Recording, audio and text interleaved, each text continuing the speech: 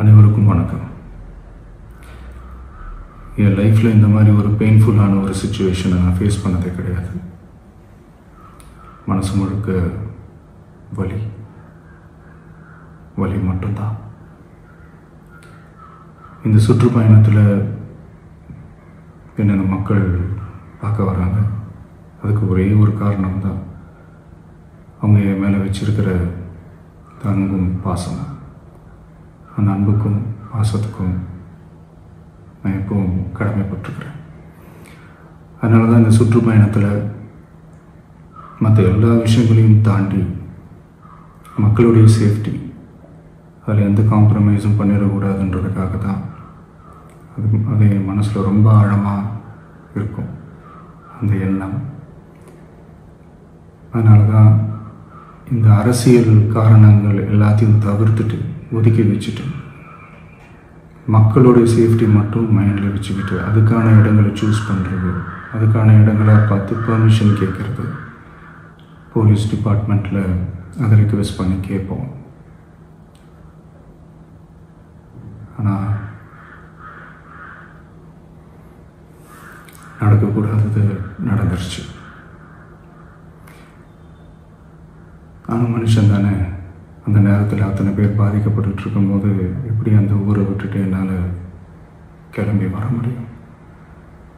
நான் திரும்ப அங்கே போகணும்னு இருந்துச்சுன்னா அதை ஒரு காரணம் காட்டி அங்கே வேறு சில பதட்டமான சுச்சுவேஷன்ஸ், வேறு சில அசம்பாவிதங்கள், அந்த மாதிரி எதுவும் நடந்துடக்கூடாதுன்றதுக்காக தான் நான் அவாய்ட் பண்ணேன். இந்த நேரத்தில் சொந்தங்களை இழந்து தவிக்கிற அத்தனை குடும்பங்களுக்கும் என்னுடைய ஆழ்ந்த இரங்கலை தெரிவிச்சுக்கிறேன். எனக்கு தெரியும், என்ன சொன்னாலும் இது ஈடேயாகாதுன்னு எனக்கு தெரியும்.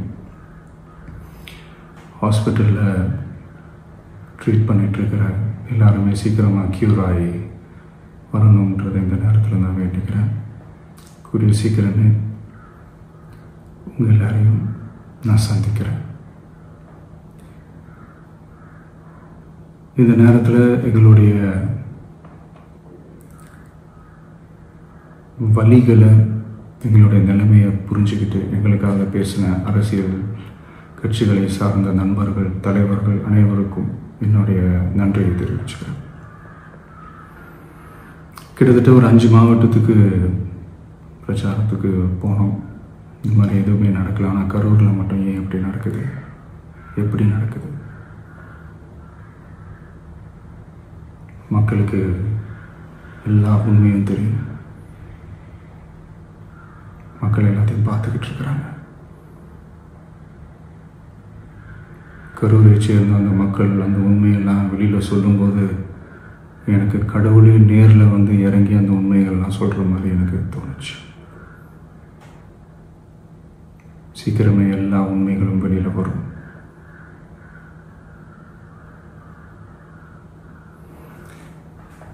எங்களுக்கு தரப்பட்ட இடத்துல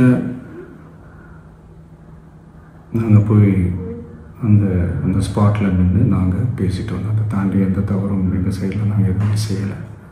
பட் இருந்தாலும் எங்கள் கட்சியை சேர்ந்த நிர்வாகிகள், தோழர்கள் மேலே எஃப்ஐஆர், அது மட்டும் இல்லை சோஷியல் மீடியாவை சேர்ந்த நண்பர்கள், தோழர்கள், அவங்க மேலே எஃப்ஐஆர்லாம் போட்டு இப்போ பிடிச்சிக்கிட்டு இருக்கிறாங்க.